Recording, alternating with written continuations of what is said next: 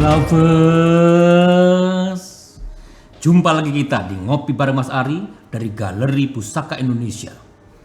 Episode kita kali ini kembali kita akan bahas satu keris luar biasa koleksi Galeri Pusaka Indonesia, yaitu keris Tangguh Bugis Melayu Dapur Parung Kalasang Luk 15 abad ke-17.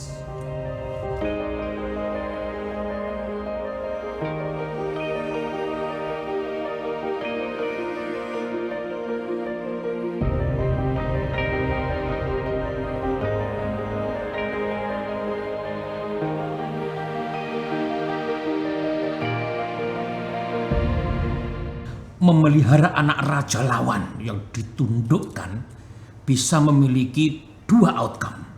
Pertama, bisa menjadi sekutu yang dikdaya dan valuable. Misalnya seperti Cakraningrat dari Madura yang dibawa oleh Sultan Agung dan kemudian menjadi panglima perang yang luar biasa. Atau kedua ya memupuk bahaya laten, memelihara anak singa. Contoh yang paling besar ya sejarah dunia, sejarah Musa alaihi salam yang dipelihara keluarga Fir'aun yang berujung balik malah menyerang Fir'aun. Maka dalam budaya Cina biasanya keluarga kerajaan yang ditundukkan akan dibasmi seluruh keturunannya sehingga hilang garis terahnya.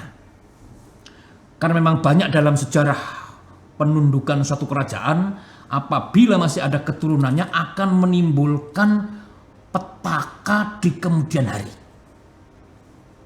Kita lihat sejarah Medang yang dikudeta Wengker dan Wurawuri, menyisakan Erlangga, yang kemudian malah berbalik menyerang, menundukkan Wengker dan Wurawuri. Jayakatwang menyerang Singosari, menyisakan Dyah Wijaya, yang kemudian melakukan revenge, menyerang balik dan malah membunuh Jayakatwang. Kemudian Trunojoyo menyerang Mataram, menyisakan Amangkurat II, yang kemudian menyusun kekuatan dan berbalik menyerang. Trunojoyo pun mati di tangan Amangkurat II. Inilah mengapa sejarah itu perlu dipelajari, karena history tends to repeat itself. Termasuk juga kita harus mengambil nilai-nilai untuk kita pelajari pada hari ini. Untuk tidak mengulangi hal buruk dan mengambil nilai-nilai yang positif. Inilah yang terjadi pada Arung Palaka, putra Raja Bone yang ditundukkan pada tahun 1643, tetapi kemudian diasuh oleh kerajaan. Sehingga setelah dewasa, ia kemudian berhasil melarikan diri membawa sebagian orang Bone. Tercatat pada tahun 1660, kemudian mendapat suaka dari Buton. Dan setelah melakukan komunikasi dengan berbagai pihak, untuk membebaskan Bone dari perbudakan misalnya, sudah minta juga pada Buton, minta pada Ternate, minta bantuan pada yang lain-lain.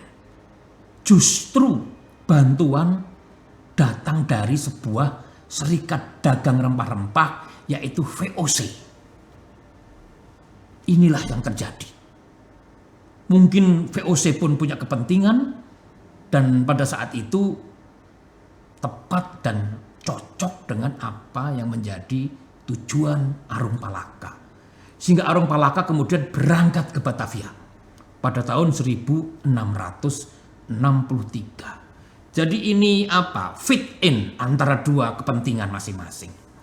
Sebagai umumnya perantau Sulawesi dalam sejarah Nusantara sering menjadi panglima perang di daerah yang didatangi karena kapasitas, kualitas, dan kemampuan yang luar biasa.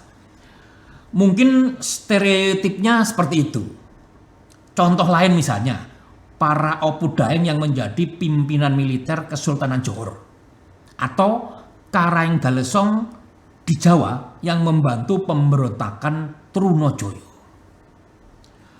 Maka Arung Palaka yang menjadi jagoan di Batavia kemudian mendapat tempat terhormat di Angke. Ia dijanjikan dukungan untuk membebaskan Bone, tapi VOC kan pinter. Sebelumnya VOC memanfaatkan kemampuan Arung Palaka karena mereka butuh pertolongan pasukan Bugis ini. Nah, kemudian toh Angke ini pun menjadi gun for hire, mercenary, untuk memadamkan pemberontakan di Pariaman, sebuah daerah di Sumatera Barat. Jadi begini, sebelumnya VOC itu memiliki perjanjian dagang dengan Minangkabau. Ternyata kemudian kesepakatan ini dinodai dengan adanya suatu pemberontakan. Ya mungkin pembagian yang kurang fair, nggak win-win, ada yang nggak komit, nggak pas. Makanya kalau bikin perjanjian itu yang win-win, saling menguntungkan, saling menghargai, simbiose mutualistis, pasti cocok. Jadi persekutuannya bisa langgeng. Makanya kemudian didemo sampai terjadi pembunuhan seorang pimpinan cabang VOC. Arung Palaka diminta bantuan untuk mengatasi persoalan di Pariaman, membantu VOC untuk menyerang pemberontak. Ada yang lucu dalam catatan VOC mengenai gaya perang Arung Palaka ini. Ini bukan lucu kali ya, luar biasa ini. Berbeda sama sekali dengan gaya Eropa yang pasukan berjejer, berbaris, maju perlahan-lahan menuju lawan gitu. Ini enggak. Arung Palaka dan 150 orang Bugis main lari aja ke depan, meninggalkan barisan, membabat semua musuh di depannya. Tidak ada satupun pasukannya yang tewas. Musuhnya habis, babar blas. Arung Palaka sendiri hanya mengalami luka-luka. Kan dikdaya ini pasti. Ia berhasil dengan gemilang sehingga kedikdayaannya dalam peperangan itulah yang mengharumkan namanya. Arung Palaka sebenarnya baru menggunakan nama Arung setelah menjabat sebagai Raja Bone. Nama aslinya adalah Latenri Tata. Jadi di Sumatera belum menggunakan nama Arung. Keberhasilan gemilang di Pariaman ini disikapi dengan hati-hati oleh VOC. Kemudian seluruh permintaan Arung Palaka selalu dituruti setelah itu. Dan dia pun menjadi makmur di Batavia. Orang penting. Tapi ini tentu bukan tujuan akhir dari Arung Palaka. Lovers harus paham mengenai budaya Bugis terkait Siri, Pese, dan Sarek. Hari yang ditunggu Latenri Tata pun akhirnya terjadi. VOC menepati janji hingga pada tanggal 24 November 1666 pasukan gabungan Bugis dan VOC berangkat dari Batavia menuju Makassar. Pertempuran yang dahsyat mendapatkan hasil yang diinginkan oleh Latenri Tata. Bone berhasil dimerdekakan. Selanjutnya Latenri Tata menjadi Sultan Bone ke-15 dengan gelar Paduka Sultan Sa'aduddin. Begitulah. Inilah keris tangguh Bugis Melayu, dapur Parung Kalasang Luk 15 abad 17 yang merefleksikan kedikdayaan Arung Palaka. Warangkanya ini luar biasa. Dua gradasi warna antara coklat tua dan coklat muda. Warangkanya gaya perahu Bugis diaspora dengan kayu kemuning yang memiliki serat kayu yang membentuk garis lurus. Menyala yang menyimbolkan semangat si pemilik yang selalu berapi-api. Dengan perpaduan gandar yang dibuat dari bahan kayu sena atau angsana, yang seratnya juga menampakkan garis miring menyala. Sepatunya berbahan gading gajah, dan dedernya Pangulureka patah 3 dengan motif bunga parenreng berbahan gading gajah. Untuk reko sendiri secara etimologi bermakna menundukkan. Sehingga jenis Pangulureka selalu disematkan pada lacak atau bilah yang dipakai untuk bertarung, untuk berperang. Ada selutnya berbahan perunggu.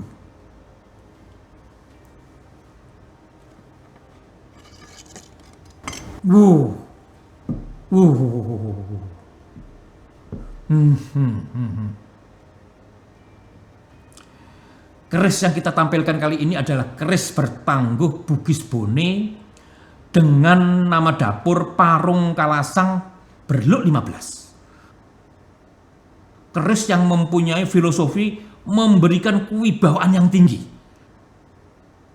agar pemilik selalu dihormati dan disegani baik oleh kawan ataupun lawan.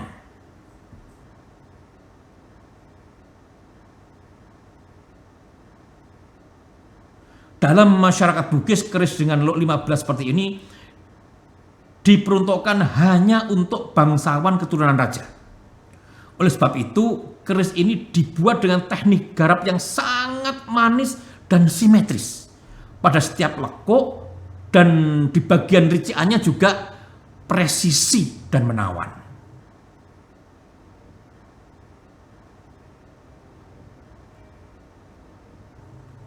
Pasikutan pada keris ini juga sangat garang dan memberikan kesan yang gagah. Dalam masyarakat Bugis, sebutan untuk keris yang tidak berparmor dan memiliki ciri khas warna hitam disebut malela. Besi keris malela dipercayai mempunyai kualitas yang sangat tinggi. Pada zaman dahulu, bahan pembuatan keris malela sering menggunakan bahan baku bekas peluru senapan atau peluru meriam yang sudah bercampur serbuk mesiu. Sekali terguris, walaupun sedikit saja, akan terluka. Pamor kelengan juga mempunyai filosofi agar si pemilik senantiasa memiliki sikap yang tetap rendah hati, selalu melakukan tugas secara sempurna dan ikhlas, dan selalu tidak pernah sombong atas jabatan dan harta yang dimilikinya. Rician pada keris ini luknya yang berjumlah 15. Ada kembang kacang,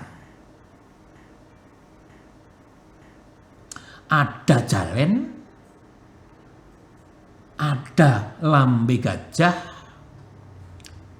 ada greneng, ada serawean, dan ada odo yang membentuk sudut yang menajam. Kelengkapan hidup menjadi seorang lelaki Bugis sejati adalah setelah memiliki baine, bola, tanah, anyareng, dan parewa besi. Tentu ini dimaksudkan dengan tosan aji. Keris yang merupakan senjata pusaka yang utama bagi masyarakat Bone sejak abad 16, secara spiritual memiliki filosofi sebagai tapi atau pendamping jiwa bagi pemiliknya agar terus bersemangat tinggi. Sebagaimana Arung Palaka yang selalu konsisten dengan tujuan utamanya dan selalu unggul di dalam setiap pertempuran yang dijalaninya. Di dalam perjuangannya tidak pernah ada yang mudah bagi Arung Palaka, tetapi tetap konsisten dan bersemangat tinggi mengembalikan kejayaan rakyat Bone. Galeri kita masih punya ratusan pusaka Indonesia lainnya. Untuk itu Lovers langsung subscribe channel ini, nyalain loncengnya, glundung, biar nggak ketinggalan ngopi bareng Mas Ari. Lovers silahkan komentar di bawah kalau ada kritik dan saran terkait episode yang kita bahas kali ini. Atau mau request pusaka apa yang ingin dibahas dengan Mas Ari, atau mau berjodoh dengan keris-keris koleksi Galeri Pusaka Indonesia, silahkan ikuti channel ini sampai selesai dan akan ada nomor WA yang bisa dihubungi. Jangan mengaku pecinta pusaka kalau belum ngopi bareng Mas Ari. Saya bukan dukun.